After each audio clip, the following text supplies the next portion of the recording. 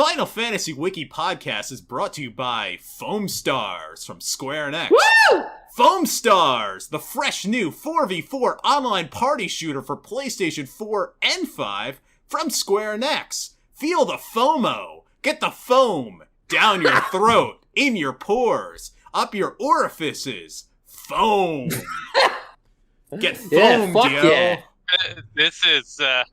This is going in a direction that the first take definitely didn't. Well, you know, I felt a thing. I felt a vibe. So anyway, inspiration, man. Yeah. So anyway, this is the Final Fantasy Wiki Podcast. This is a podcast where the Final Fantasy Wiki comes together and we talk about Final Fantasy things. And occasionally I open the episode with total freaking nonsense. So just to be clear, Square Enix lawyers, no, Foamstars is not producing this, and we're not taking your money. Also, If you'd like to give us some money, though, our email address. We're not going to open. turn it down. Well, it's just yeah, I'll take your money, but not with any strings attached. Like, I will fully. I can't legally take your money because of my visa, but one of these two can take it.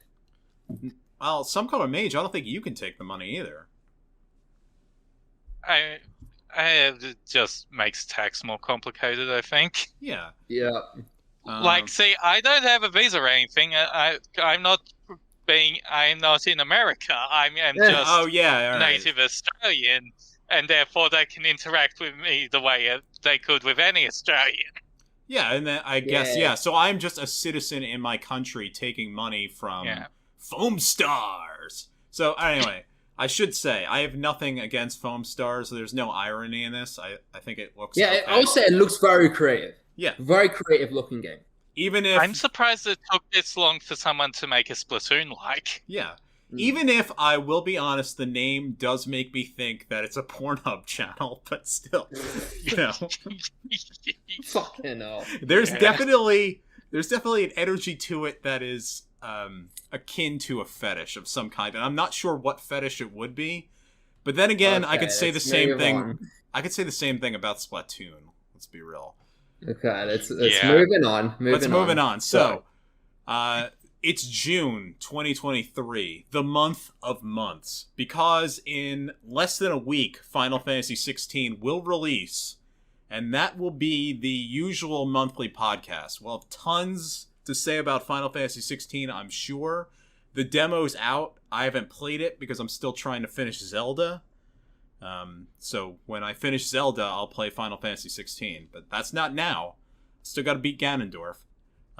But something else happened that's very big and important, and that's lots of Final Fantasy news at whatever we call this June thing.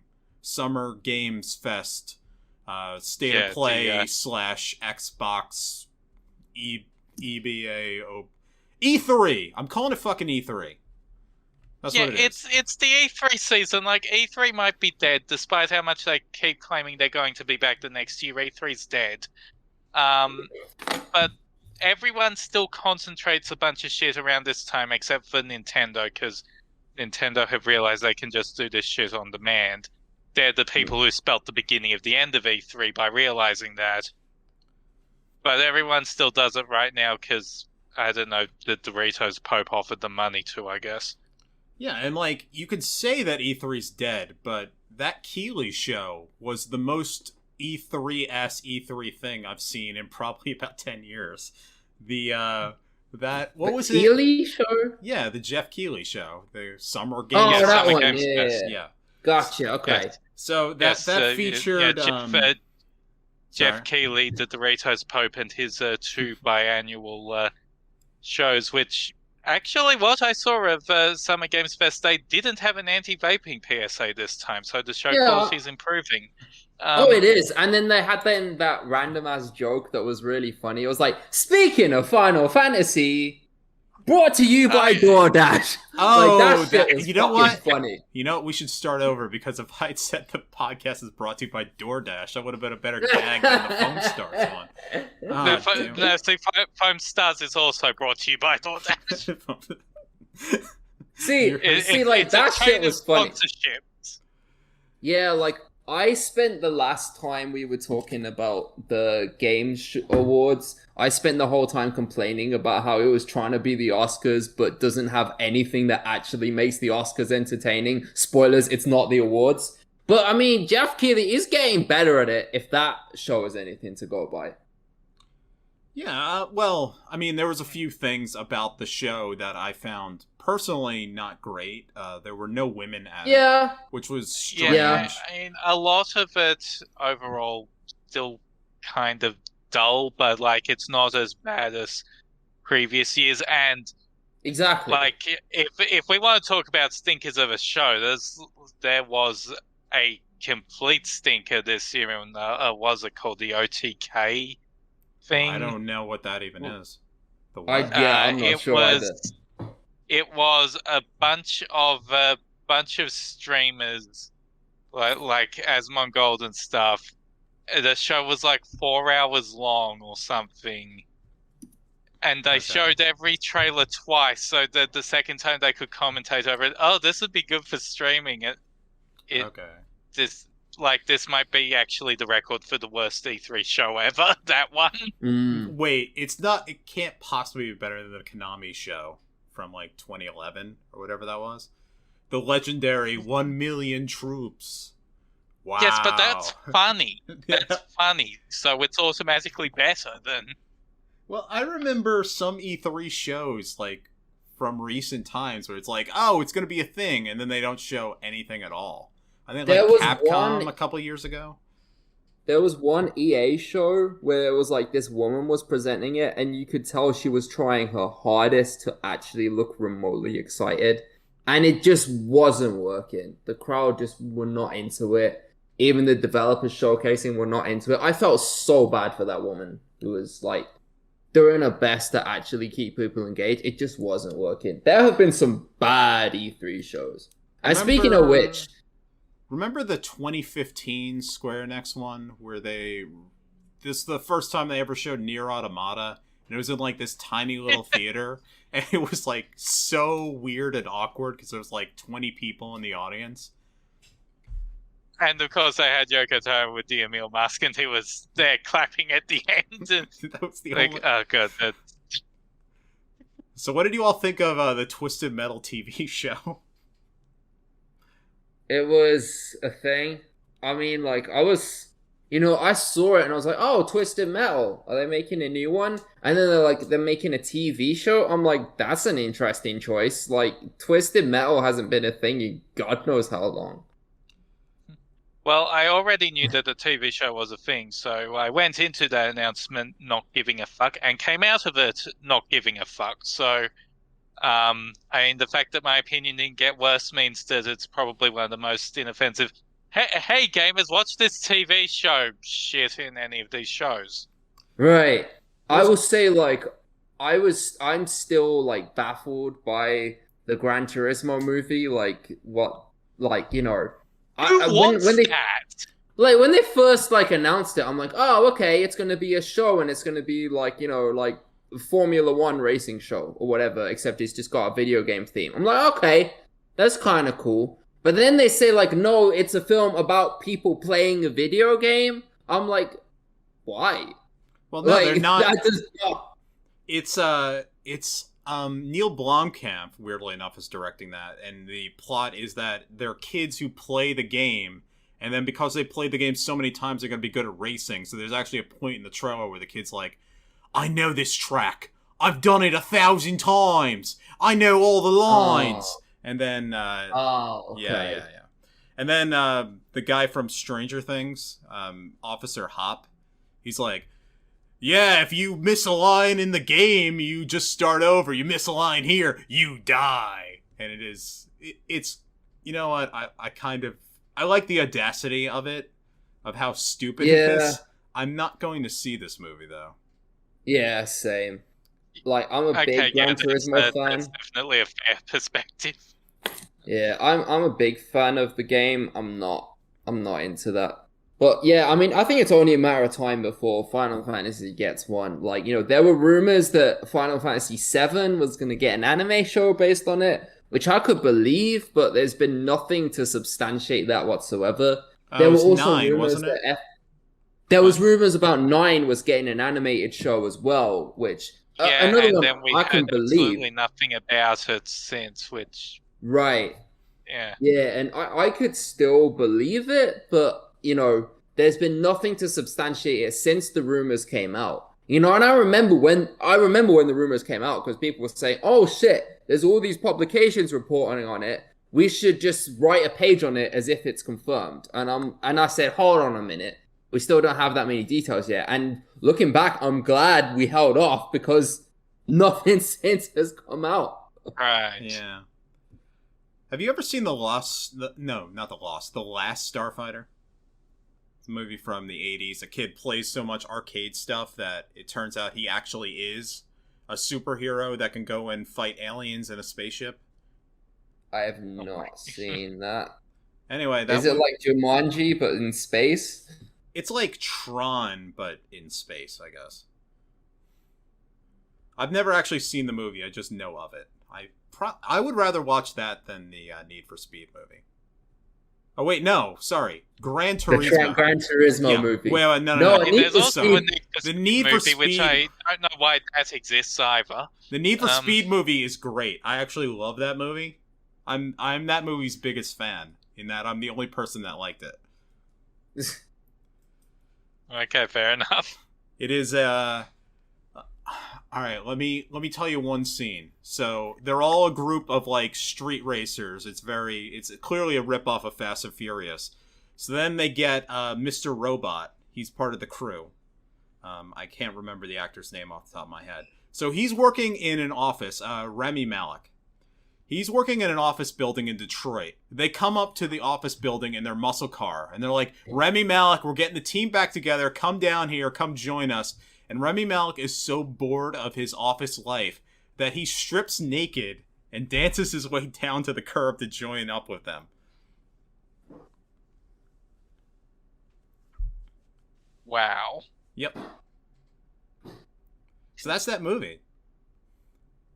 Okay, maybe if I ever see it at some point, I'll watch it, but I've never actually seen it on offer anywhere. I was going to say, that sounds pretty fucking sweet. Yeah, okay. But, alright, so, favorite games at E3? Well, no, we can get to that. Okay. We should probably go over the various news of stuff, right? So let me pull up. Yeah, the news of stuff. Okay, so let's start with fucking Manchester City can get fucked. They don't deserve to win. Cheating bastards. Oh, wait, we're talking about Final Fantasy news. I'm sorry. Okay. So, anyway, the Denver Nuggets won the NBA championship. It's the first time in their history. Okay, all right. I watched that game too. All right. In all seriousness, okay? In all seriousness, we have to do this. I'm very tired. I don't want to do this forever. The Yankees are losing 4-14 to the Red Sox. It's the bottom of the 7th. They're down 10 runs. What have I started? Holy fucking hell. This is horrible. This is not a good season. All right. In all seriousness. So anyway, that's this month's Blitzball results. So in all seriousness, all right. The news is, out of E3, the big Final Fantasy news. First off, Jeff Grubb, back on the 6th, he has confirmed, or his sources confirmed, that the Final Fantasy VII Remake is real, and he is American. I mean, it is happening. That's about all we got. Final Fantasy which remake? Final Fantasy IX Remake. 9 remake, gotcha. 9 okay, because you said 7 on accident.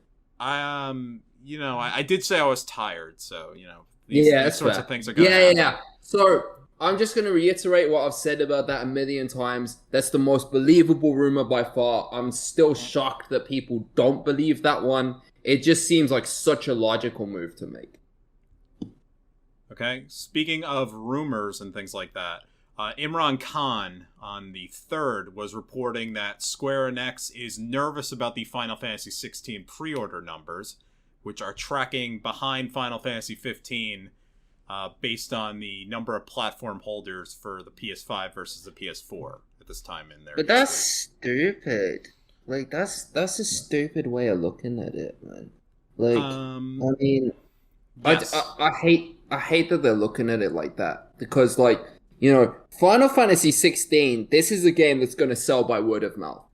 Like, you know, like everyone who's played the demo since, they've been like, I'm kind of spoiling because we're going to talk about the demo later, but there's been rave reviews about the demo. Like, everyone loves this shit. And you can tell just the way the game's marketed and the way it's built up, that it has such a broad mass appeal. This game is going to sell by word of mouth. This is going to be The Witcher 3 of 2023. It's going to be one of those where, like, it seems like this niche series that not many people know that much about. Because I guess Final Fantasy these days has become niche. But, like, you know, it's going to have this broad mass appeal. There's a whole large market it's going to reach out to. Because you think about how many people laptop Game of Thrones. How many people laptop shit like that. Like, that's how Final Fantasy XVI is gonna sell. So if they're just worrying about pre-orders, I think they're doing it wrong. Like, I think this is a game that's gonna sell after its release. All right, so Techno. Hello.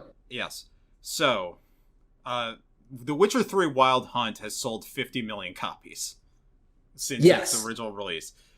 Yes. Has any Final Fantasy game, even one of them, sold over 20 million? Over 20 million? No.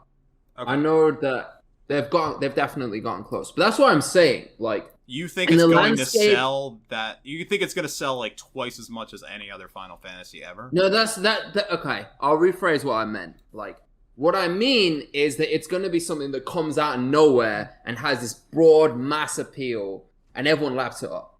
That's what I mean. Is it's going to come from nowhere, and then it's going to sell through word of mouth. Because that's how The Witcher 3 made it.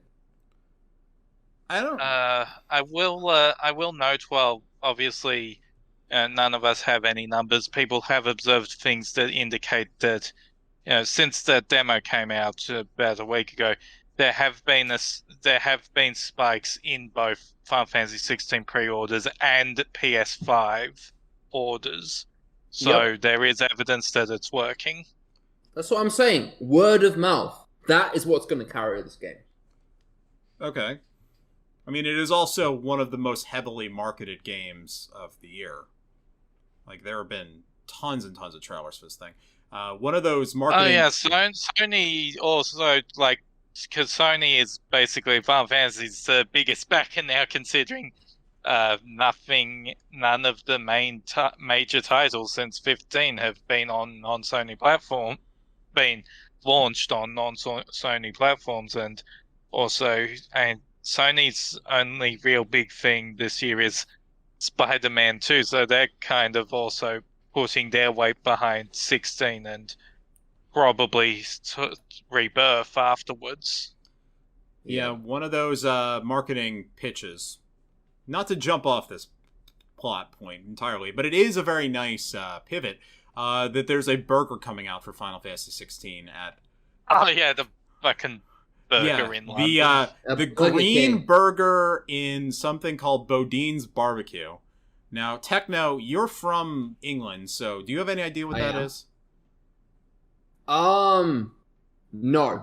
Okay. No, but I do know that Burger King is, like, overseas. Burger King is very different from how it's seen in the USA. Like, for example, you know, there are places you can go in London and Germany, and maybe over the rest of England, I'm not sure yet, where you can go to, like, a green Burger King, and all it sells is the Impossible Whopper. Okay. Or, like, you know, all it sells is their vegan products, right?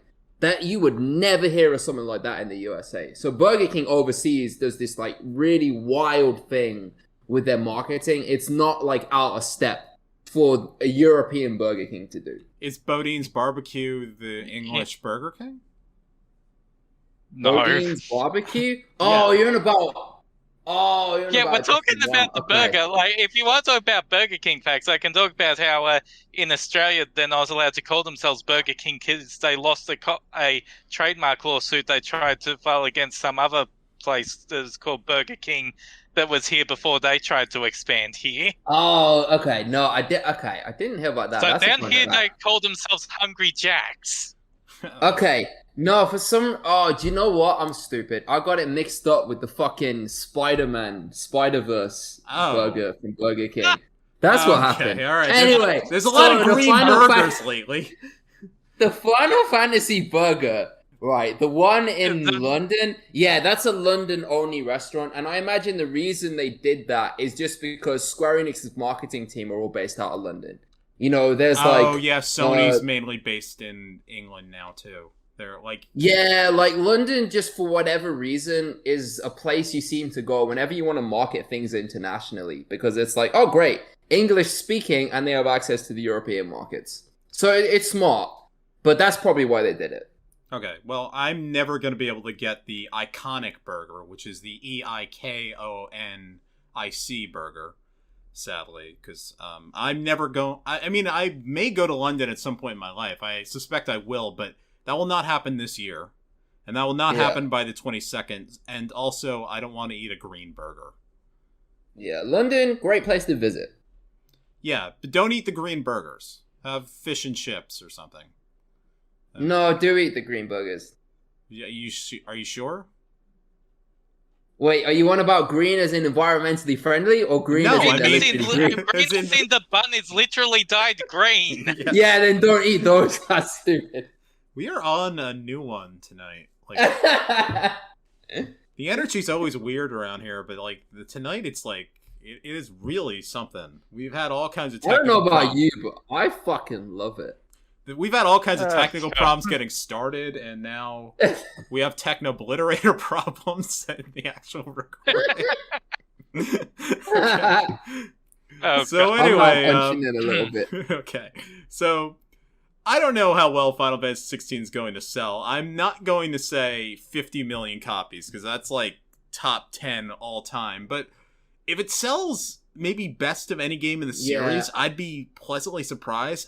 I suspect it's going to sell around the same amount that Final Fantasy XV sold. And Final Fantasy XV sold very well. I think that sold about 10, 12 million copies. Okay, hear me now, quote me later. Right? Okay, yeah, no, sure. In 2 years' time, let's say 2 years' time, it will have outsold Final Fantasy X. Okay. What is Final Fantasy? What's Final Fantasy X sales? That was in the ballpark of 10 million. Like, that was the best selling game in the series. It looks like that's over like the entirety of history. Like the 10 million figure comes from like last year. Oh, all right. You know what? All right. So that also includes the 10.10.2 HD remaster. Yeah, that's what makes it annoying because they bundle them together, so it's kind of hard to get. Okay. So that's not fair. All right, so it says Final Fantasy X says 20 million copies. But that's an unfair amount. But all right, well, if Final Fantasy XVI could beat 20 million, I'd be extremely impressed. I believe if we're talking about short term, then 15 did in fact take like the fastest like launch sales. Yes, it was the fastest launch. 15 was the fastest. Okay. I'm gonna say that it will beat. I'm gonna say it will beat 20 million in 2 years' time. I think this game is going to sell through word of mouth. That's a lot of sales. Yeah. That's really, really good. I'm very confident in this game, as you can tell. I'm going to put a little bit more wind in your sails, because the rumor is, this is what the story is, PlayStation 5 is a very well-selling console. The problem with the PlayStation 5 is that it sells extremely well, but no one ever plays anything on it. And I can say this anecdotally because I have a PlayStation 5 about 3 feet from me, and I have not played that thing this entire year. I've played it a lot, my PlayStation 5 is mostly used for PlayStation 4 games, Same, except mine's used for PlayStation 3 games by streaming. I literally have turned it on about 4 times. Look at you in the Northern Hemisphere being able to actually play PS3 games on the PS5. That'd be fucking nice to have. Wait, I can't do that. Yeah. Wait, how are you doing you have to that? stream. Oh, with that crap. Yeah, no, I don't want to do that. Yeah. I want to put my disc into a thing and then it works.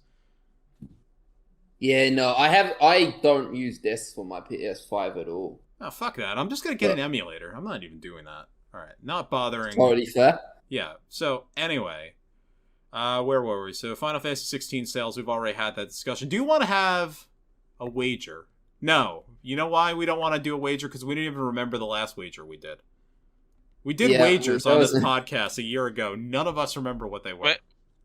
I think we've got it pinned in like the old general channel. Let's see we must have it. Find it. There's definitely. Here it is. From Cat Use. Just 11 days shy of a year ago, in the podcast episode, I bet Techno $20 worth of Steam games that within 12 months after Final Fantasy XVI releases, Benedicta Harmon will be a beloved and remembered character as measured by the amount of third-party articles and fan media about her. Who is that? Yeah. Benedicta? Who is this? Garuda. Oh, Garuda. Okay. All right, that's entirely possible. You played the demo yet? No, I told you. I'm still playing Zelda. Oh, okay. I haven't played the demo yet. She appears like early on in the demo. Okay. She's extremely pretty, right?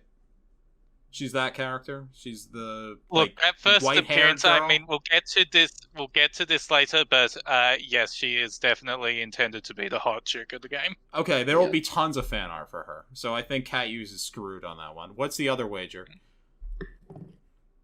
It was something about the DLC of VII Rebirth.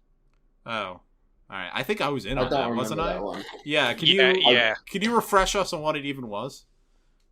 I think it was like who it would be about, because like a lot of the because I think at the time we made this bet, we didn't know how long the series was going to be and such. So like I thought, well, maybe like VII Rebirth is like still in Disc 1 territory stuff, and the DLC is going to like focus on Vincent or something. I still don't think that's entirely impossible based on the trailer we saw. Yeah. It's not impossible at all, yeah. Okay, alright, so let's do another wager. We have to pin this, though, so that we remember it. Alright, so, how do we want to put this? I'm going to say, how about end-of-year sales? That Final Fantasy XV will sell less than 10 million, as reported at the end of this year.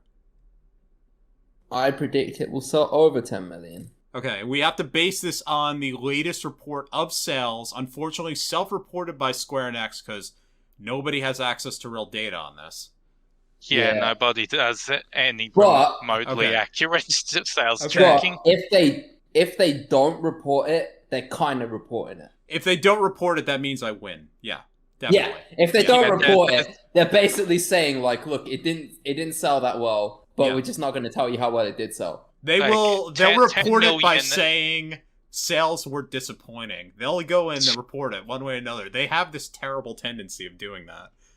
Yeah. Okay. 10 million sounds definitely possible. Yes, I think 10 million is a very risky amount. Should I make it 11 million? How about 10.5? That way, that's how they probably won't get that granular. Like, they'll probably... Like, I think Square Enix would also probably just do below 10 million. So yeah, more or less than 10 million. All right, so I'm going to say less than 10 million. What am I betting? I'm betting with Techno, right? Yep, sounds like. All right. What are we betting? What do you want to bet? Well, Cat Use did a $20 Steam game, so that. Okay, all right. We'll stick with that then. SomeColorMage, if you could pin that, please. Let me just pin it in the podcast channel because I'll be more likely to see it there. Yeah. That makes all right. That's good. All right, we'll remember that, and then when the time comes, many people will be mocked and despised and hated by the general public because they're stupid idiots that know nothing about video games. Yep. I mean myself. All right. What other news we got? There's a rumor of a Final Fantasy X remake that came out. That's bullshit. It's supposed to release in 2026. That's apparently a real year. I'm gonna clarify. The rumor is bullshit. The year of release is bullshit.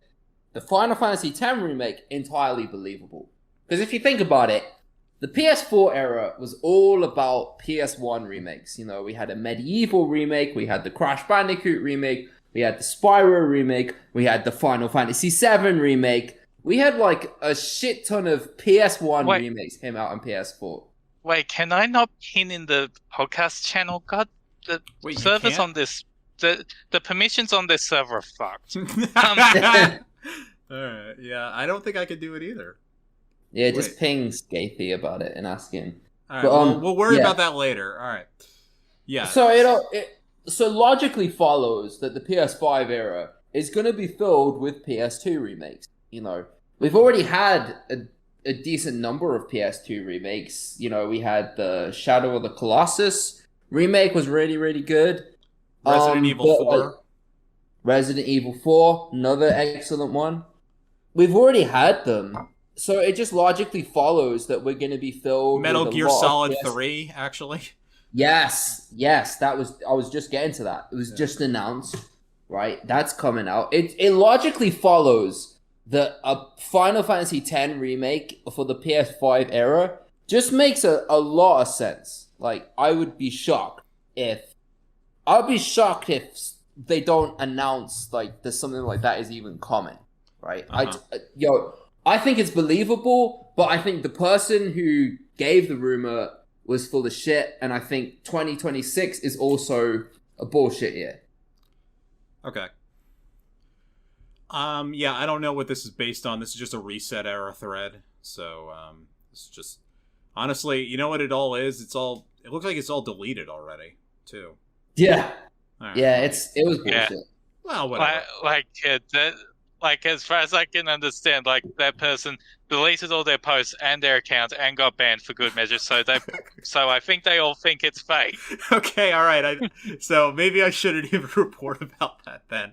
I guess I should check my sources better. For some reason that did like make it all the way to like our games, so that's how I managed to find it. So actual things that happened in the Summer Games E3. So we had two big announcements. First one was Foamstars. First one was Ever Crisis. Do you remember this? The Final Fantasy VII mobile game. Right, yeah. The gacha remake of the entire sub-series. Yeah, which does look really good. Yeah, but it looks so weird because it's like it's made out of bits. So it looks like they took like the stuff they wanted to put into the first Soldier, and then that original plan of remaking all the Final Fantasy VII series into one game, and then like two other different kinds of games. So there's like 5 different art styles in this thing, which in of itself is a reverential send up of the original Final Fantasy VII, which had like 4 or 5 art styles in it. Yeah, it's like all kinds of different graphics in that game. It's very strange. Yeah, that's the point, really. Like, you have a chibi art style for whenever you're out on the field, and you have like the 7 remake art style basically for when you're in battle, and then whenever you have the dialogue screens come up, you have Tetsuya Nomura's illustration of the character, or is it Roberto Ferrari's illustration? I don't know, but some illustration of the character. Totally 7, I think, predated Ferrari, so like the original 7 is pure Nomura. Right. No, I think he means Ever Crisis, which is Crisis. Yeah, which is even more a strange collage of different things. One thing we have learned from this trailer is we still don't know Sephiroth. Yeah. That was... Yeah, wasn't that like half of the point of the ending of Remake? I don't know. I think I know Sephiroth pretty well at this point. He doesn't seem like there's all that much to him. I'm gonna say I'm hype as shit for this. Like, I'm super like excited for it. But yeah, when you think about it, like that occurred to me, the whole we don't know Sephiroth thing. They're doing the Xehanort thing again, aren't they? They are doing Xehanort in... They're doing Xehanort again! They're putting the villain's backstory in a mobile game. It's Dark Road. It's literally that. Yeah. SomeColorMage, by the way, what happened with Dark Road? Did that ever end? Yeah, that finished it. Like, when Key was brought down, like they did promise that there's going to be one last update for Dark Road. It took them over a year. They didn't add anything new other than plot, so the game was clearly in an unfinished state. But yes, they did eventually put out the full thing. Okay. So, one thing is that there was a sign-up for Ever Crisis, which I did sign up for. Yeah. There's a possibility that we'll win the lottery and be able to get early access to it. I am not... You too, anyway. I'm not eligible. Yeah. I am not going to be very happy about this, but I might have to play this game for as long as it runs. Or at the very least, follow it monthly with every bit of plot drip that we get.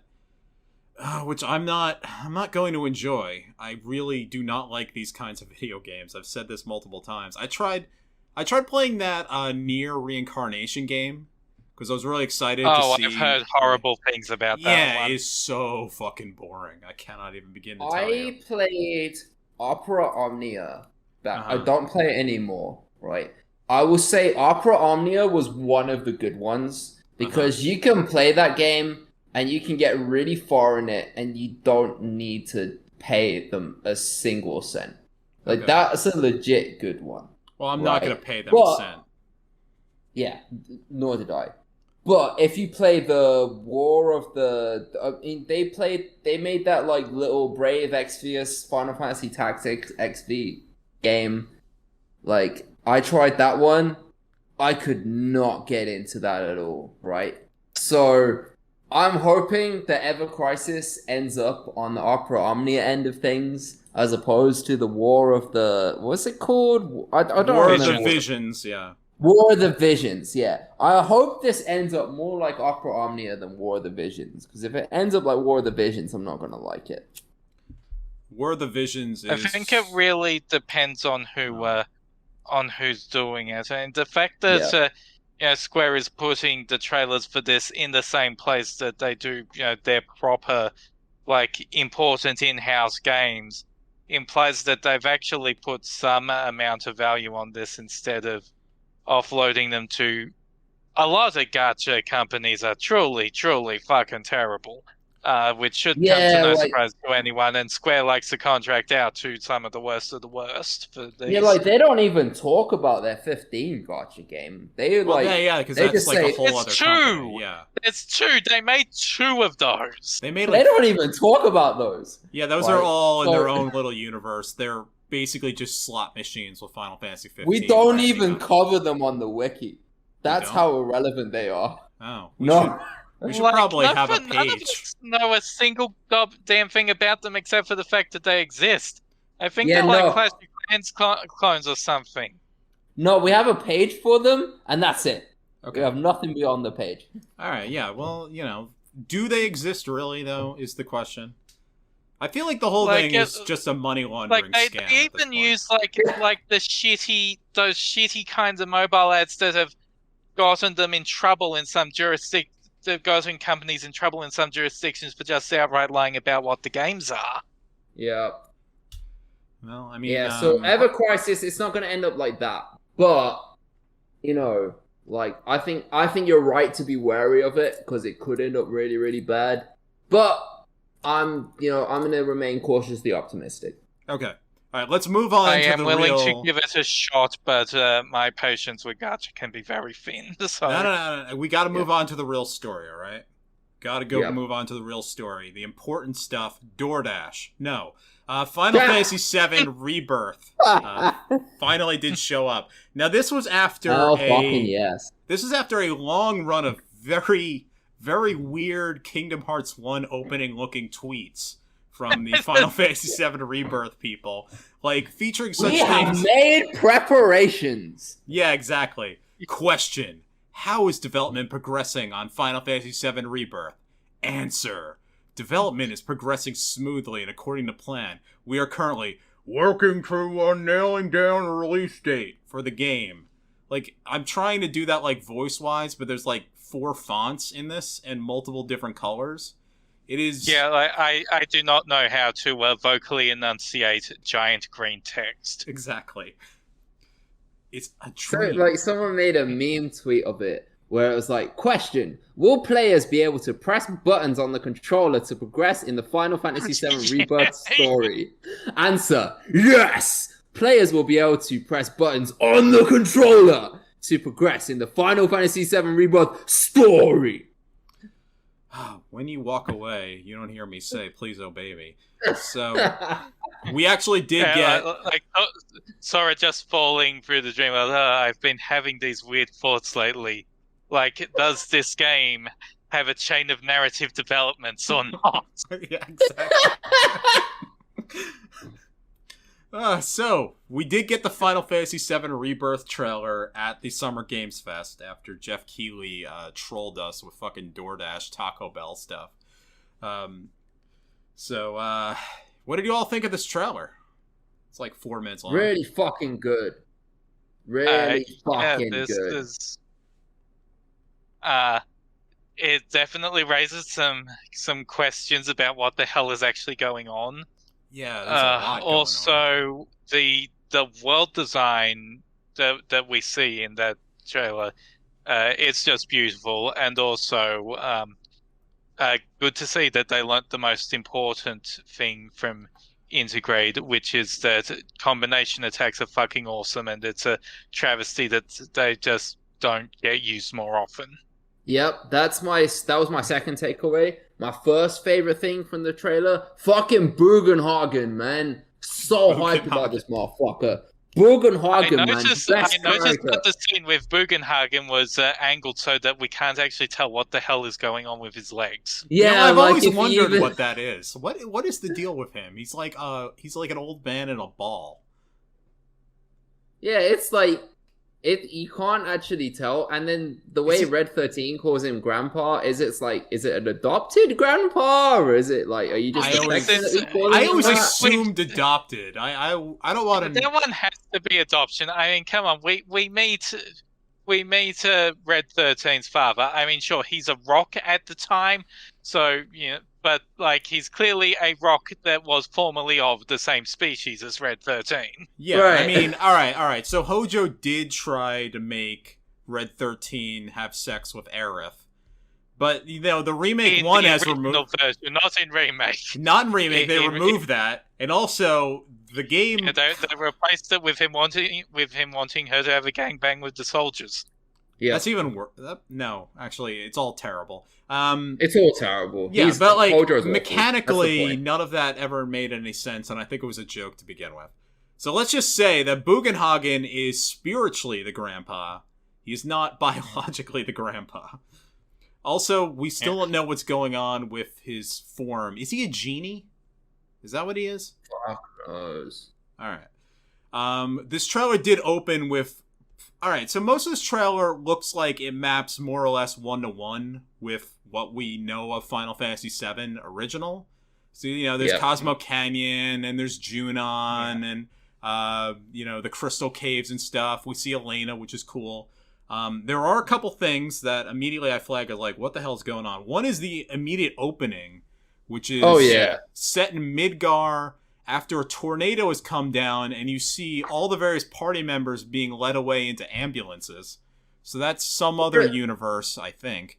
Well, the takeaways from that are so weird, because, like, instantly when that happened, you got, like, half of Twitter saying, oh my god, this is confirmation that there is only one timeline, right? And then the other half saying, oh my god, this is confirmation, absolute proof of my theory that there are two timelines. Well, there have to be two timelines, just out of reality. That's why I'm saying, like, like, anyone who's trying to make, like, predictions about this point, look, you're all going to be wrong.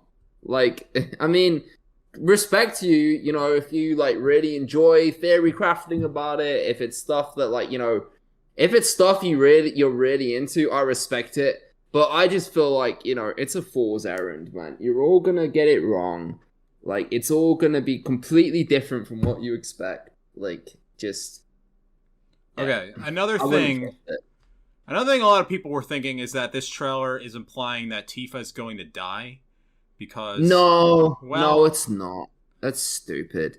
Like, do you know what? That scene in the original game when North Crater happens and suddenly Cloud's, like... he doesn't even know if he's a real person anymore. Like, it gets that bad. Like, it's like, am I just literally, like, created out of, like, someone else's memories, and I'm like a clone? I'm not even, like, he doesn't know anything anymore? this is Sephiroth's new way of manipulating Cloud by saying, like, how do you know if Tifa's even real? Like, you saw me kill Tifa. You saw me, like, use my sword to, like, cut Tifa in half, right? Which actually happened. So how do you know she's even alive? Like, we know, like, us from an outside perspective, know that didn't actually work. She actually was healed. Right, yeah, and we've had confirmation with that, and Trace of Two Paths actually goes into detail about it, right? But basically what they're doing is Sephiroth is gaslighting Cloud, and they're retconning it, so they're saying he's also kind of gaslighting Tifa, right? And the reason they're doing that is because there was this whole criticism of the original, which was like, oh, why doesn't Tifa just say that, his memories are wrong right at the start? And they could have saved the whole game and blah, blah, blah. And it's the same because criticism. then there wouldn't have been a game. And from principle. All right. Let me unravel some of this, because this is all gonna, if no one has any idea what we're talking about, it's gonna go way past their heads. All right. Okay. So in the trailer, we see Sephiroth face off against Tifa. Now, this is a scene from the original game. We know in the original continuity, the original game, whatever, Tifa goes and confronts Sephiroth in the Nibelheim reactor, and Sephiroth almost kills her. Now, in this new trailer, it's specifically in the Japanese version, interestingly, it's not in the English one, Sephiroth says that he killed Tifa, I think is what I'm getting. That seems to be what the translation is. He's claiming to Cloud that he killed Tifa. Now, the English isn't really that different. It's just as he doesn't specify Tifa, but considering the surrounding scene, it's obvious from context. Yeah. So Sephiroth never said that in the original one. He's never actually paid Tifa much mind in any version. Actually, I don't think he even cares about her in Kingdom Hearts when they're one of like 4 Final Fantasy VII characters. He doesn't even know. No, he doesn't. Yeah. There's another component to it, which is that in the first ever Rebirth trailer we got, like, Tifa says something along the lines of, wait, what are you implying? That I died? That I'm some kind of imposter? So this is presumably tying into this. Okay. So the possibility is either, one, that Sephiroth is just gaslighting Cloud because he's jealous, because, as we know, Sephiroth is in love with Cloud and Tifa is a major threat for all that. Yeah, and it's just Sephiroth doing what he does, gaslight gatekeep girl boss. Yeah. Or the spicier possibility is that he actually did kill Tifa in the Nibelheim reactor, and the Tifa that's been hanging with us this entire time is some kind of Sephiroth clone, Genova thing, something or other, which would completely blow up Final Fantasy VII's timeline, and then we're off to the races, and we are unlimited with whatever's possible. Yep. It's bullshit. Yeah, I know, Techno. You'd be so mad. You'd be so mad if that happened, because you're a child. I'd be fucking furious. Yeah, I don't think that's what happened, but it would be funny if it would be. But let me explain why I'd be fucking furious, right? It'd be great content. Imagine if they made like Spider-Man 4, right, and the movie, right, and then they say, oh, instead of killing Gwen Stacy, we're gonna kill Mary Jane. It's just like, what the fuck? I'm pretty sure the comics have done that at least once. Oh, they have. They've done it a million times, and then they'll have, like, the devil literally, like, the Spider-Man comics are fucking weird. Like, the devil comes in and says, hi, you can make this deal. I'll bring back Mary Jane if you do this other way. It's fucking stupid. But anyway, like, if they do that, like, every time they do that, people get really fucking pissed off. Because it's just stupid. Like, you're not gonna replicate the twist of Gwen Stacy dying and the impact of that just by switching it to be someone else. You're not going to do that. And I know I say that after they literally did that in the films and they killed Aunt May instead of Uncle Ben, right? But the reason that works is because they made it fucking work, right? There is no way you can... for me at all, but I don't like that. That's totally fair. That's totally fair. But there's no way you can make that work this time by just saying, oh, instead of killing Aerith, we're gonna kill Tifa, right? The reason why killing Aerith was important to the story is because once she's dead, she goes into the live stream and now she's this fucking, like, immortal, like, goddess almost, she's in the live stream and that's how she casts Holy and defeats Sephiroth and blah, blah, blah. Tifa can't do that. She's just a normal person. Tifa can't go into the live stream and cast Holy. Well, There's literally no reason to kill her off. Well, It's you fucking think? Well, if What if she's Genova though? If it happens, the story's already derailed far from the point. But like, the point of Aerith dying wasn't specifically so she could cast Holy. Like, yes, that is a side result of what happened, but there was really a more kind of thematic thing there. Like, they were trying to, like, not present death as like some dramatic hero moment as like happened in 4 and 5 and 6. They wanted it to be like, oh, she's just fucking dead. Right. Like yes, it's dramatic, but it's like in an very unexpected manner, and I mean, you can kind of guess it's becoming, even if you don't know the twist, because end of the disc. Like, it's a big dramatic area. Something's gonna go down, but like, it was defying the series' own conventional norms, which means you can do this by having Tifa die in Aerith's place. You just have to do it in a non-hacky manner, which is a coin flip, honestly. I just don't see it. I don't think they can pull that off. And I don't think that's. Let me write the anime. I don't feel like that's the direction they're heading either, but it is possible. Okay, let me write you the anime way this goes down. All right, so. Okay. Genova has been Tifa this whole time, or Tifa has been Genova this whole time. We find this out. It's horrifying. She's half tentacle Tifa for a while. Then you think that Tifa's gone forever, but no. Genova, in her becoming Tifa, realizes that the will of Tifa, or Cloud, love, bullshit, anime, I'm gonna be Tifa now. And then Genova Tifa is your party member, just pretending to be Tifa. And that's how everything rejoins, because the power of love fixes everything. This is how Xenoblade 1 happens, I think, actually. And that happens in Spider-Man, the animated show, as well.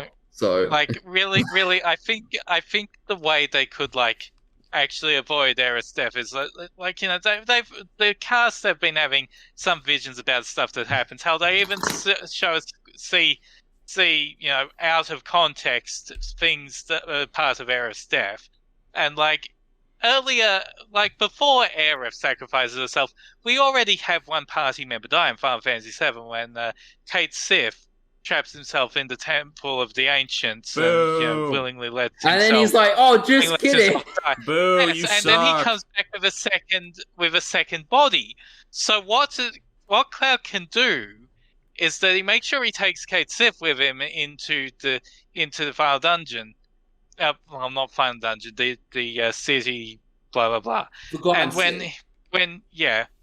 when he meets Aerith, instead of doing the whole mindfuck shit he does, I mean, he might be able to shake that off. And instead of, you know, trying to do something about Aerith, he just fucking shoves Kate Sith in the way, and Sephiroth stabs Kate Sith number 2 instead. Or how about this? All right. Tifa is a Genova, and Sephiroth is a Genova, and it turns out Cloud also is a Genova, and then they all become part of a tentacle polycule, and they blow up the Earth, and they all live happily ever after. If they do that shit, it's like, you know, it's the From Beyond ending. How about that? I don't know. Like, I just think that, like, you know, if literally all you're doing is swapping who dies, then just because you want to replicate the impact of Aerith's death, then I just think you're gonna fuck it up. No. We're going to weirder, darker, fetishier places with lots of tentacles. If you do that, it's just like, you know. Yeah, and also, like, the unexpected point does also explain why I don't think it'd be Tifa that carks it. Because we'd expect that. Tifa to what like, it? Oh, fucking hell, die. Okay. But, die. yeah. I heard a different word. Because we kind of expect that. Okay. Right. Like, we expected this is the most obvious thing that could change if the timelines are all... Yeah, which is exactly why it won't be the thing that happens. Yeah, they're gonna kill off Cloud is what they're gonna do. Exactly. Yeah, see, going back to the Spider-Man example, like, Aunt May dying wasn't something I expected, and wasn't something people could see coming. Like, you know, this is MCU Spider-Man, right? Yeah. So this is in that movie. What they do is they like tear down the first 3 MCU Spider-Men, so they can like retroactively deboot it, so it becomes just another regular Spider-Man story by the end of it. Like, everything that was unique about the old MCU Spider-Man, they tear that down pretty violently. But the stuff that was unique about him kind of sucked, if I'm being honest. Like, it was never very good. No, like, I didn't like it either way. I didn't like any of those movies, and I don't like them forcing it back to regular Spider-Man either. The third one is the only one I did like, because they forced it back to regular Spider-Man. But anyway, so aside from the story stuff from the trailer, like, those were like the interesting things. I think the other like really spicy thing that a lot of people picked up on was there's like a frame, or there's a few frames during the combat section where you can see like a party of Cloud, Barrett, Red XIII, and in the background you can see Aerith and Tifa, and they're both in like a battle stance, and they're like far away enough from the battle. And that's got a lot of people thinking like, oh shit, are they doing the Final Fantasy X thing where you can actually like swap in party members like in and out of battle, right? Because and I've said like I think that would be interesting. I don't know how they're gonna make it work with the materia system, given how limited materia is. But you know, it's a cool mechanic if that's what they're doing. Like, you know, it's a cool idea, certainly, because in Final Fantasy VII Original, like, I'll be honest, I play the whole game with 3 party members. I just have Cloud, Tifa, Barrett, and I never change it out. Like, you know, whenever I like try and change to the other ones, I have to like learn how to actually use them, or like use their limit breaks and whatnot, right? And you know, it's not something I do very often. So like, you know, I actively, in the final boss, that one where you can have the 3 different parties, I've never like switched to any of the other parties. To be fair, nobody so if they're doing it, no one does that, right? Because of how materia works in that game. So I think if they want to make it so, you know, they've spent this whole time building out these party members that are now much more distinct than they were in the original. They have their own play styles, their own different special abilities and whatnot. No, I think that's cool. I think it's a cool idea. It's just, you know, I'm interested to see how they pull it off. Well, one thing we have not seen in this trailer, and this is very important, is we have not seen Kate Sith. We have not seen Vincent Valentine. We have not seen Sid Highwind. And those are the 3 remaining party members, right? Am I missing anybody? Yep. Right. It's just those 3.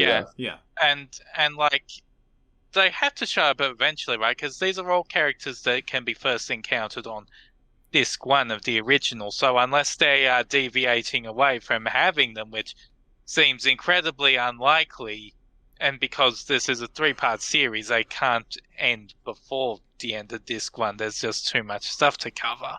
So I still believe that this that 7 Rebirth is going to go up to what is considered Act 2 in the Ultimania of Final Fantasy VII. And Act 2 goes right from when you leave Midgar all the way up until the Northern Crater.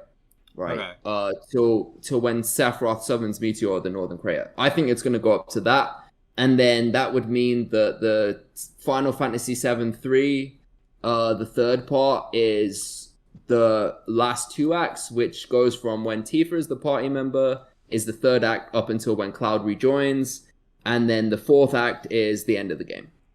And we still have the wild card, of course, which is Zack. Which is Zack, yeah. Zack is out somewhere doing something. Yeah, and the one timeline theory is that basically like these guys have come to this new timeline, which is now Zack's timeline, and you know they're dead in Zack's timeline, but they're here because they survived due to the singularity, right? And they're gonna meet Zack, and they're imposters in his timeline. And the 2 timeline theory is that instead of doing that, it's going to be like Laguna in Final Fantasy VIII, where every now and then you'll switch to Zack's perspective and have a level where you control as Zack, and then you'll switch back to Cloud, and like, you know, so You know, I mean, there's a number of things we can do with Zach being in the mix. Like, I have no idea what they're gonna do, but I think what's likely gonna happen when the game comes out is the stuff we see in the trailer, which is all gonna be the trailers are from now on. They're all gonna be stuff that was in the original, right? That stuff that's in the original, like that's still gonna be there, but it's gonna comprise like a smaller amount of the game than we kind of expect it to, because there's going to be like this whole extra section devoted to Zach's part, and they're going to completely surprise us with that. Okay.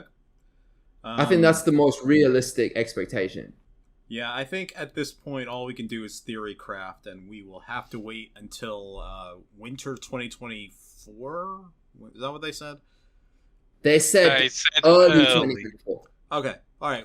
I'm going to go, and here's another point of order. I want the world to stop doing this. When you say winter 2020 whatever, there are 11 days of winter at the end of the year, and then there are several hundred days of winter at the beginning of the year. So if you say winter 2023, that means January, February, and March. That does not mean...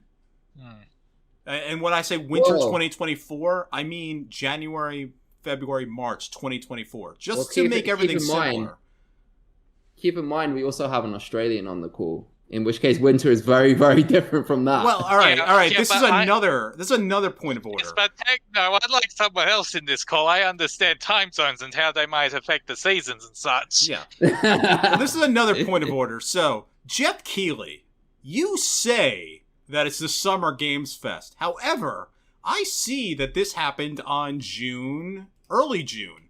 And do you know what early June is? That's spring. You, sir, are a liar. You're a fraud. You're a hack.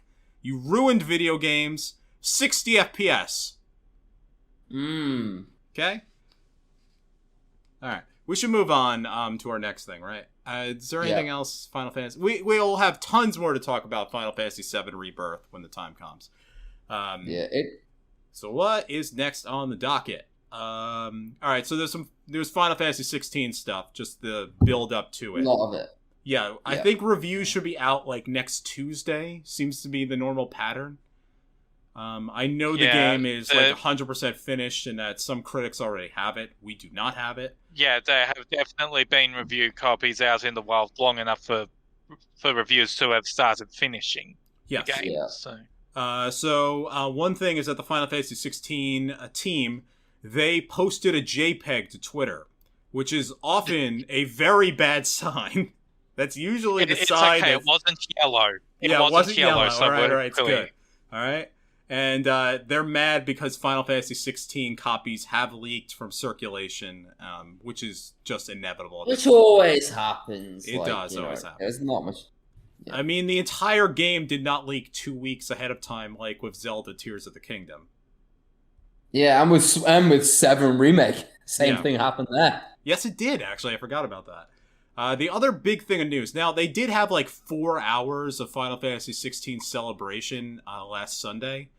And I think, I'll say the celebration wasn't very... it wasn't that it was bad, it's just way too indulgent. They did not have enough content. Yeah. It was just like... I thought they had. And also, they interspersed the segments with streams of people at the event playing the demo. Which, first of all, why would I want to watch that?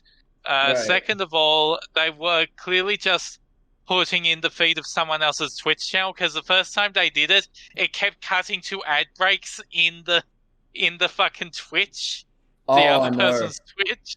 Oh, that shit was hilarious. Okay. Yeah, like, I mean, it's just like, I feel like, Final Fantasy 15 Uncovered, this was not. Because 15 Uncovered, like, that was a legit, like, some things about it was cringy, people were laughing a lot at the time, but people walked away from that tight, well-done event, for the most part, and said, I'm really excited for this, I'm interested in checking it out. And I feel like most people checked out of the 16 event, like, maybe like halfway through. Well, the problem is they've done so much marketing for this game. Like, they just did an hour-long stream, like, not even 6 weeks ago. So I don't really know what else there is to say. Like, it really is like a study in contrast, because the Zelda marketing this year has been 2 trailers. And that's it. That's all they did. But they don't need to market I know, Zelda, exactly. You That's already how know what crazy Zelda is. It's so You already crazy. know what Zelda is. Yeah, so right? Zelda gets 2 trailers, one quite long, I'll give them that, but that's all they did. And Final Fantasy VII plus 8, 16. No, wait. 7 plus 9. 7 plus 9. 7 plus Yeah. 9. God, I can't even do arithmetic. I'm so tired. Yeah, that one has gotten tons and tons and tons of events and trailers. There's like 9 trailers for this thing. And they've just run out of things to say. Like, this is why last podcast, I'm like, I don't even want to talk about Final Fantasy 16 anymore. I just want to play the game now. I would say, like, each trailer for 16 has gone subsequently better than the last.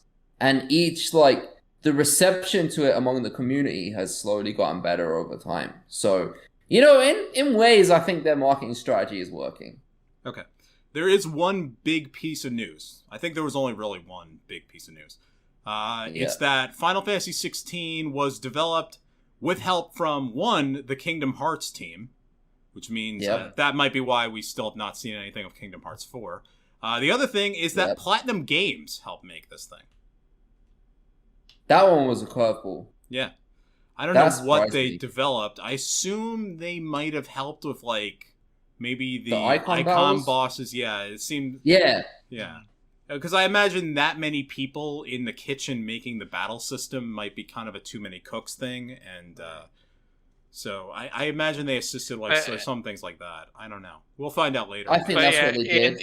In retrospect, you know, it's kind of obvious that the Kingdom Hearts team was involved, because like we've seen before in like various ability demonstrations that Clive has multiple shot locks in his arsenal, and then later on in that 5-hour stream, like the parries are done the way that they're done in Kingdom Hearts. You hit their weapon with your weapon. Yeah. You know what? I'm going to say, speaking of Zelda and Final Fantasy 16, I hate the combat in Zelda Tears of the Kingdom. I've come to this conclusion. The combat in Breath of the Wild and Tears of the Kingdom is bad. I still haven't played Tears of the Kingdom. I'm going to play it later this year. It is probably Game of the Year, even saying that. A lot of people are saying that. It's just the combat is obnoxious. The things I've heard about... The level of punishment you get for one hit is infuriating and makes me not want to do it. Yeah, at least in Tears of the Kingdom, you get the opportunity to basically just completely circumvent combat with a ton of clown shit. Yeah, that's like, the thing. Yeah, attach a spring to your shield and send the enemies flying. No, I have my various ghost sons. They go and do the combat for me, and I hang in the back. Also, and shoot stuff. your ghost children. Yeah. Also, you know, fuse this explosive onto a weapon and just throw it at someone. Yeah. So that's what kind of makes me excited about Final Fantasy 16, is because that's going to be a game that will not... That's a game that'll have good combat. Maybe it'll be worse than Tears of the Kingdom in every other way, probably better story still. But it'll be the kind of combat I like to do in a game. So I'll be spending $70 on that next Thursday. Right? Yeah, next Thursday. Yeah. What I'm going to do? Which game? Final Fantasy 16. Oh, yeah. One thing I'm not doing is pre-ordering it, because I pre-ordered Tears of the Kingdom and the game didn't come for like 3 days. So I am going to walk into a store on like Friday and see if I can get it. And if that doesn't work, I'll just download it. I am pre-ordering it because Final Fantasy and Ratchet & Clank are the only series I would ever pre-order a game for. What about Metal Gear Solid 3? I will pre-order that too. Okay. And that is my transition to the other thing I wanted to talk about, which is that, you know, we've only run for about 70 minutes. Might as well keep going, no matter how tired I am. You know, this was E3, and there was a big gaggle of games, whether or not you thought it was a compelling E3 or not. You know, what did you all think was cool there? And Techno, I know you thought Metal Gear Solid 3 was cool. Yep. Who's going first? I think you're going first. Go first. Yeah, I set you up. Go and hit the ball. Oh, I'm going first? Alright, okay. So, The Metal Gear Solid 3 trailer. Like, I'm just gonna set this up for people who don't have much background on Metal Gear Solid or Metal Gear Solid 3, right? So these are like, if you don't know anything about the series, like a friend of mine said, like, I thought it was just a generic war game, and now I'm seeing like this, random like psychokinetic person fly over this flaming man, right? Who, while like a fucking David Bowie song is playing, and then I'm like fighting these weird little like space zombie things, right? So like Metal Gear Solid, a lot of people don't have like a conceptualization of what it really is. But Metal Gear Solid 3 is a game that's set in the Cold War, in which you play as, he's just called Snake in that game, right? He's not Solid Snake, that's his son. He's Naked right? Snake. He's Naked Snake. Naked Snake, that's fine. He's not Big Boss yet. He hasn't earned the title yet, right? In which you're basically doing a Cold War espionage mission, right? And there is a bunch of like supernatural shit in there, but like, the director of those games, he kind of uses the supernatural shit almost as like a metaphor in a way for like whatever point he's telling, because the theme of the series is it's an anti-war series, right? You can get through this game without killing anyone in theory, or you can go in guns blazing and shoot everyone in sight, right? But Metal Gear Solid 3 is all about survival in Soviet Russia, right? In which you have to take down this like Cold War dictator guy for the US government, but there's this whole like conspiracy involved. And in the midst of all of that, there's this really beautiful story about Big Boss and his relationship with his mentor, who, and that's one of the best female characters that's ever existed in video games, is the boss, who his mentor is. And like, it's like a James Bond movie, but there's also like some weird like Cold War shit going on that's like makes it a really good, like, almost like historical game in a way. And then Kojima throws in some anime stuff as well, because he can't help himself. And it all culminates in what I believe to be the best video game of all time. So when the trailer opens with something where like, it literally, when you first see it, I thought, oh my god, is this like a frog simulator? Oh no, the frog got eaten. Is this a bird simulator? Oh no, the bird got eaten by the crocodile. Oh shit, I'm in the jungle. That trailer, this is Metal Gear Solid 3. This was Sony event, so I know some people were absolutely thinking Tokyo Jungle 2 was like... I was thinking Ape Escape for a bit. Yeah, like the way they set it up was just excellent, because that's exactly what Metal Gear Solid 3 was so good for. It was a technical masterpiece when it came out. Also, like, a lot of people just aren't expecting any kind of good press involving Metal Gear Solid these days, ever since Kojima got kicked out of Konami.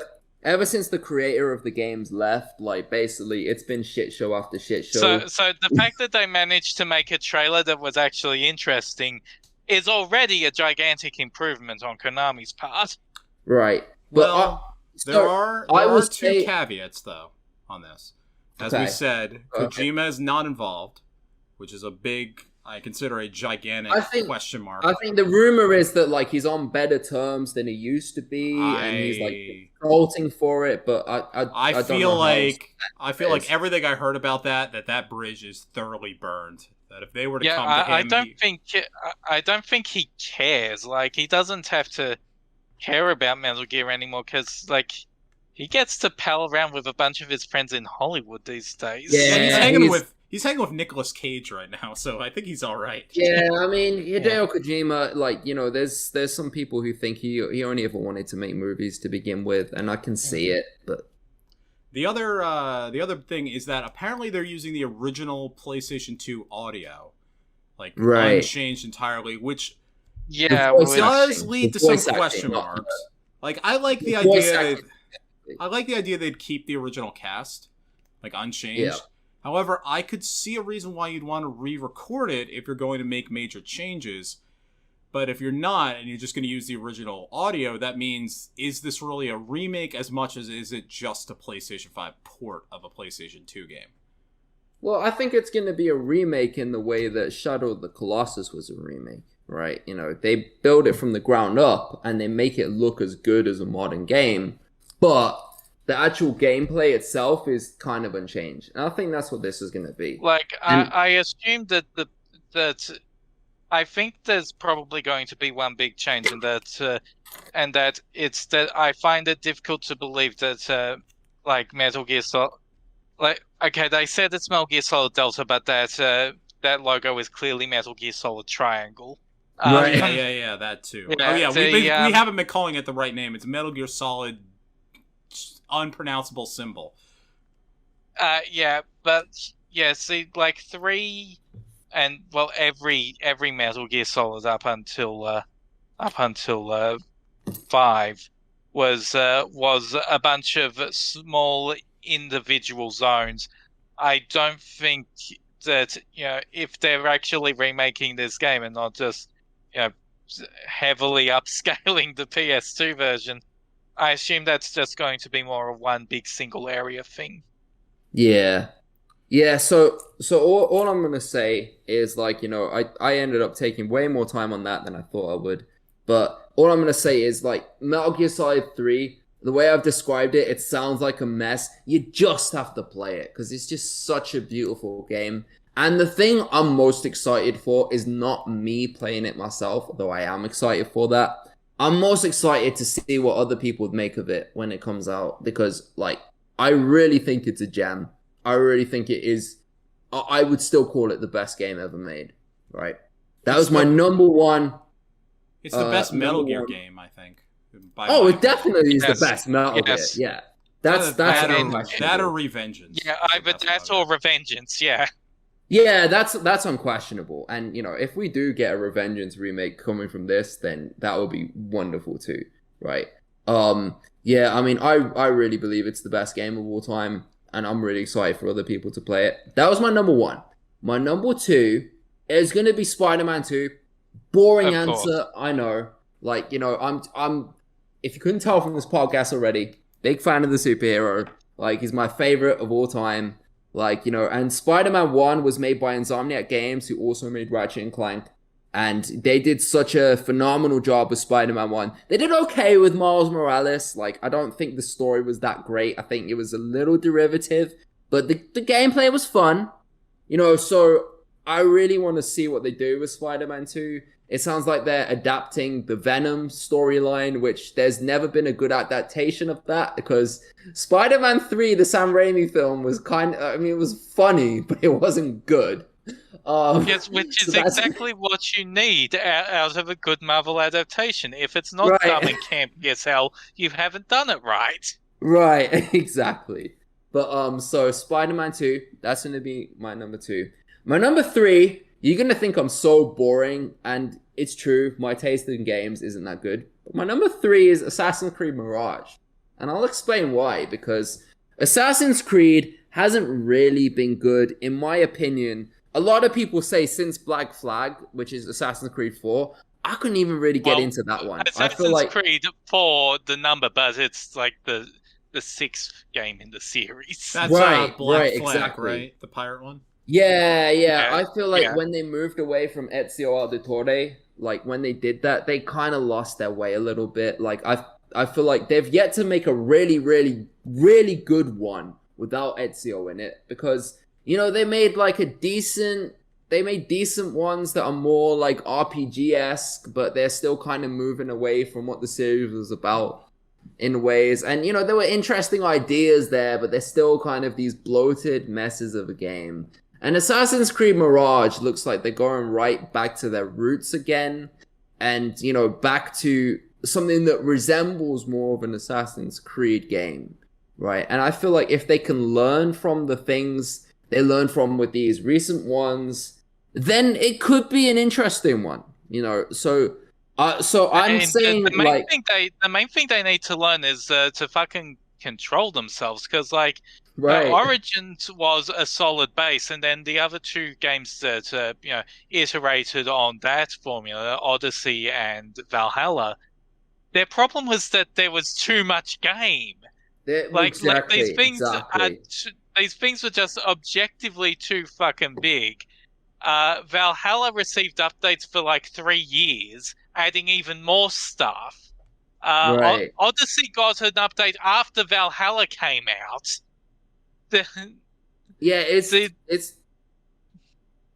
like Assassin's Creed really started this whole like open world RPG games are like the big thing and everyone has to chase that, and it became like this whole thing after that, right?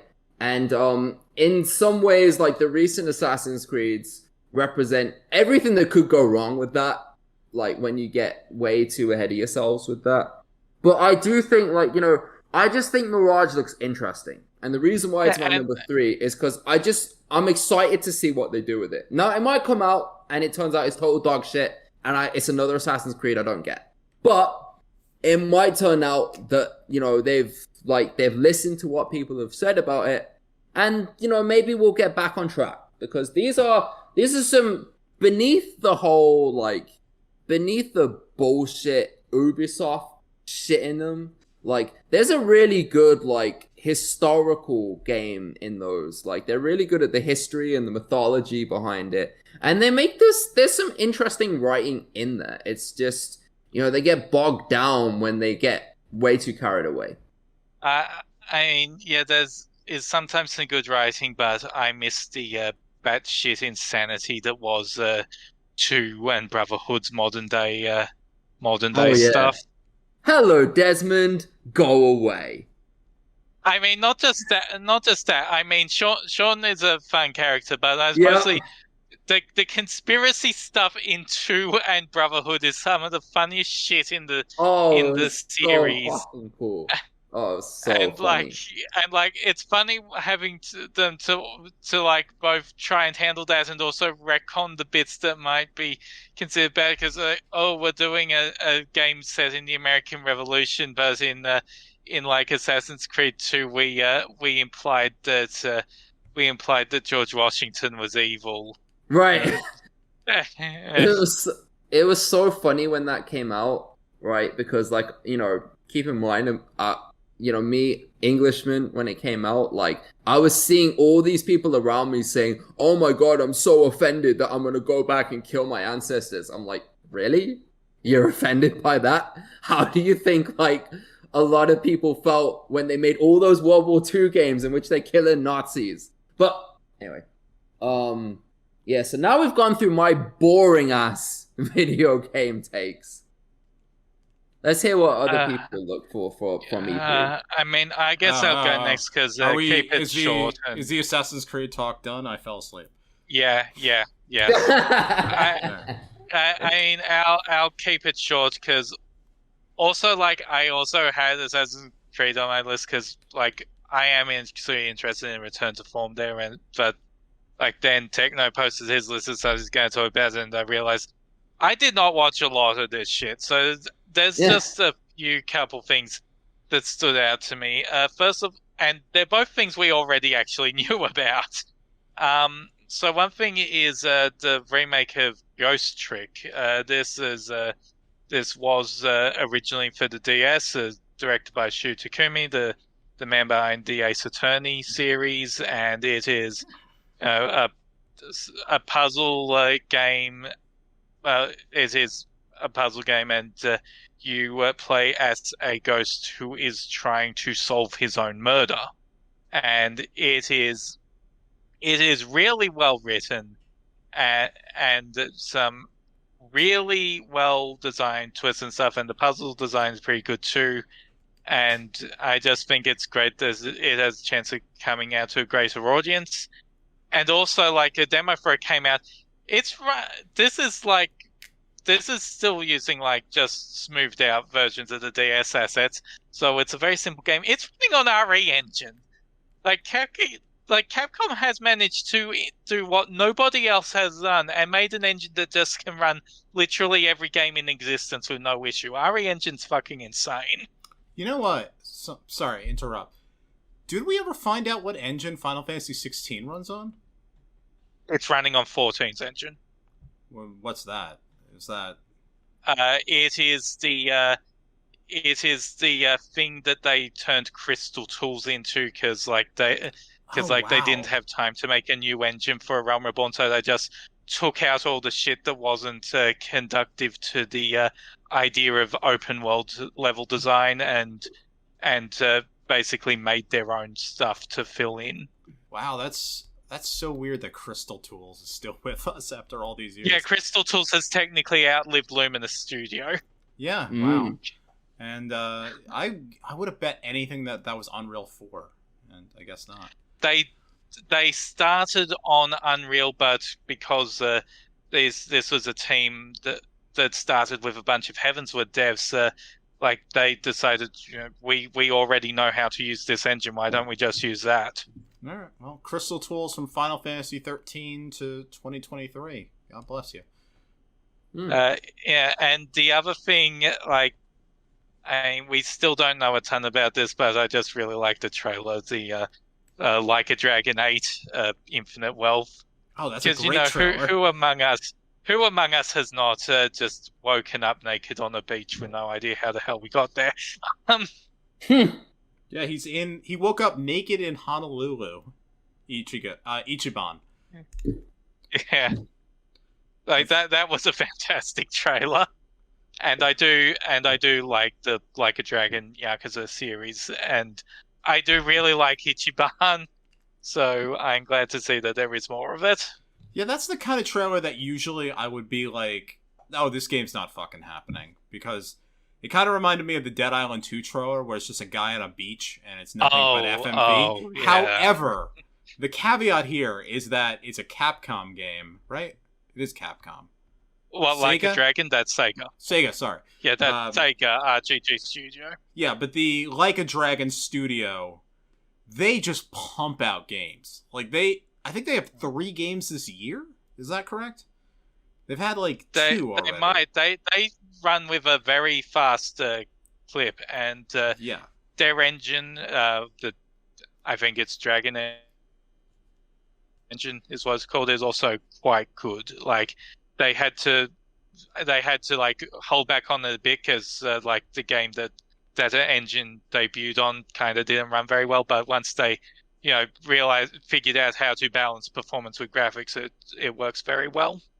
Yeah, they have at least 2. I'm not sure if they have 3, because they are just pumping out like crazy at this point. God bless them. I mean, really, God bless them. So I guess it's my turn for everything we have. Yeah. All right. So, yeah, that's all. All right, I have a few, but I'm going to try to keep it quick for all of them. First of all, I'm going to go with my more basic bitch pick, and that is Prince of Persia: The Lost Crown. That's cool. Yep, yeah, it's the long-awaited return of the Prince of Persia franchise, but not in the way I think anyone expected. I would have thought they were just going to remake the 2004 game, 2003. Whatever, the Sands of Time. Isn't that something? Yeah, they've announced a delay on that on a regular basis. All right, so. Yeah, so that all right, I didn't just make that up, but that's something I kind of just assumed was what we're going to see. Instead, they have a Metroidvania game with some really cool looking 2D combat, and they're using the time travel abilities slightly so you can go and solve some puzzles and things. And I love Metroidvanias. I love action platformers. Even the bosses look like they have the power to rewind time a bit, which is sick. I think it's a cool new look for that series. My next one is going to be Alan Wake 2. That's Remedy's new game. Now, I will say one thing. Alan Wake 1, out for the Xbox 360, I did play that game many years after it released. I did not like it in terms of gameplay. It was just a really cruddy third-person shooter, and most of it was an annoying puzzle with getting light on monsters, but it had a really cool story. Because basically the plot is you're Alan Wake, who is effectively Stephen King, who goes to a town that is effectively it's effectively Twin Peaks. So it's Stephen King meets David Lynch, and I'm down for all that stuff. Remedy is the studio that made Control recently, which is my favorite game of that year. That was a great game, great horror game. Alan Wake 2 looks like it looks freaking gorgeous. It's like one of the surprisingly really good-looking next-gen games on here. And if I'm not too scared to play it, I think that's going to be one of the better things out here. Next thing... Actually, I have, like, tons I could do. But there's a few I don't want to take up, like, all of night doing this. So, Jusant, I think is how you say this. It could be Jusant. Could be Jusant. I don't know. This is Don't Nod's new game. It's coming out in the fall. They have a couple games, I think. This is the one I think that's coming out most recently. Don't Nod are the people who made Life is Strange and a few other games. Remember Me, Vampire, Tell Me Why recently. Yeah. I think they have a game out this spring, too. Banishers the Ghost of New Eden, I think might be what that is. Or something. There's something else that's coming out this spring. I don't have everything on me. But Jusant is a game where you play as a little boy on a cliff face, and you have a tiny little friend with you. And it looks like all you do is just climb. And I love climbing. I love kind of mysterious adventure games starring little boys. And I think this is a cool thing. I like anything that's that kind of aesthetic, that kind of, it's not... I guess it's like, it's not... Oh my god, I'm so tired right now. Words are starting to fade out of my mind. I might have to edit some of this. It's not Shadow of the Colossus, it's Ico-like aesthetic. And also, The Last Remnant, that kind of game. Those are all cool stuff. I'm going to do two more real fast. One is Cocoon. That's an indie game that was shown off at the Indie Games Fest, which honestly was not the Indie Games Fest. It was Day of the Devs, which was honestly a better thing to watch than the Summer Games Fest. You might as well have just skipped that. That's a game where it's a top-down adventure game. It's from some Limbo devs, and the entire concept is you are picking up orbs that are worlds. So it's this multi-layer kind of adventure thing where you can go and bring worlds up with you and use that to solve puzzles or jump down into worlds to avoid threats and stuff. And that's a really cool idea. If it functions well, there's a chance it could be completely rote and boring and one solution to the puzzles, or it could be something completely nuts and you could be breaking it in all sorts of ways. So that's kind of exciting. That's the kind of, Tears of the Kingdom style exploration game that I'm really interested in to see how they're going to take some physics and really mess around with them. Last game I want to talk about, this is Demon School. This is a game, I think this has been released like on beta at this point. There's definitely a demo that's been out. This is by Necrosoft Games. There's an itch.io version. There's a new trailer for this. This is a tactical RPG, which is based on Persona 1. Not the Persona 3 through 5 games, the ones that everyone really loves. It's Persona 1. And I think that's cool, because Persona 1 was a really cool game. It had a lot of problems, but if you're going to take that general aesthetic, and they're also like directly referencing Italian horror films and relationship building and all sorts of stuff, and then make it a tactical RPG, I think that's awesome. I think that could be something really cool, and I'm looking forward to that. So yeah, that's everything I think was cool from there. I mean, there was also some other games, like that Star Wars game from Ubisoft could be interesting, but I'd have to, actually see it. I'll believe it when it's real. That looked too good to be true. And that's basically Ubisoft in general, isn't it? Because those large scale projects that they do, they just seem to not be able to come out anymore. So, Prince of Persia: The Lost Crown, we're going to probably see. Assassin's Creed Mirage, we're probably going to see as they finally learn to, scale things back a bit. But they have like a ton of huge projects that don't seem like they can ever come out. Well, the other thing that seems like pure vaporware that was from E3 was Starfield, right? No, that's game. coming out in September. Oh, it's coming out. Is it going to Yeah, resemble anything like they advertised? Fuck Yeah, no. no, It's Bethesda. It's Bethesda totally. game. Of course, it's not going to be as advertised. I mean, No, yeah, but fuck no.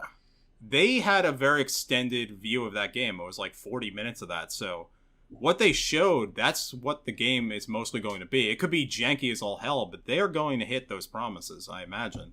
Yeah, like they're going to release it, but like the things I've heard so far, which is like, you know, you had stuff like Phil Spencer in that one really fucking weird interview that he did, and like, oh, Starfield's probably not going to get 9s. Like, why the fuck would you even say that ever about your own stuff? And the other thing is that, the big deal they're going to make, the console version is going to be locked to 30 frames.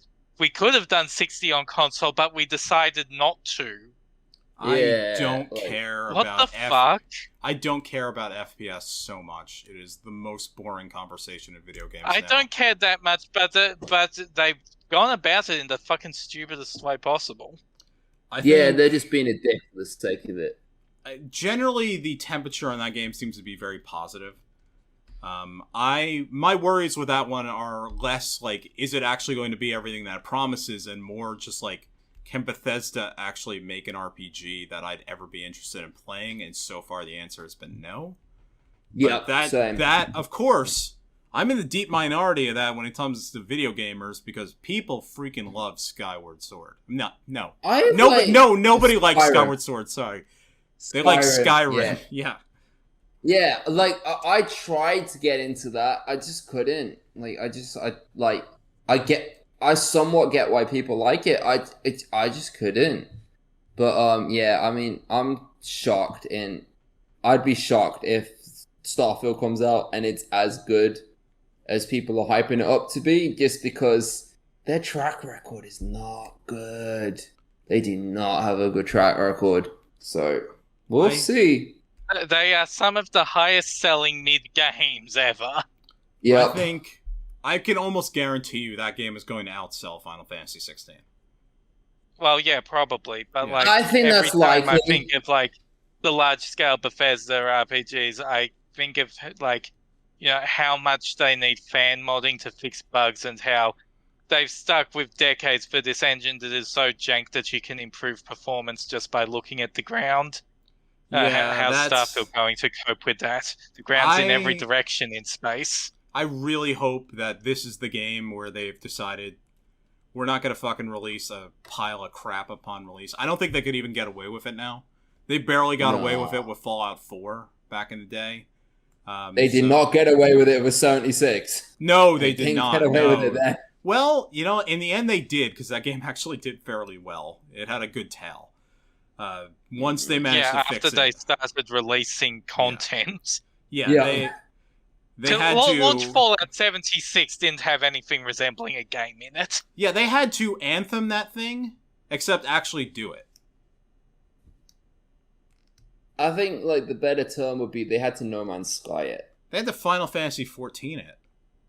There you go. Good one. Yeah. I will say, like, back to the 16 conversation about, Starfield will outsell it. We're about to get to 16 stuff.